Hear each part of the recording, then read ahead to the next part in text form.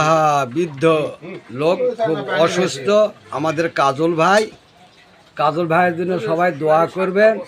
সে বর্তমান অনেক অসুস্থ অবস্থায় আমাদের পাশে এক কাপ চা খাওয়ার জন্য সে অনেক কষ্টে এই আমাদের পাশে। নাচুর সুন্দর করে কাজল ভাইকে একটা চা দাও। আমাদের জয়পুরহাটের দৃশ্য, গুড়ি গুড়ি বৃষ্টি, রাস্তাঘাট ফাঁকা, দোকানপাট বন্ধ। শ্যামল, কমল সবাই আছে আমাদের সঙ্গে, নির্মল।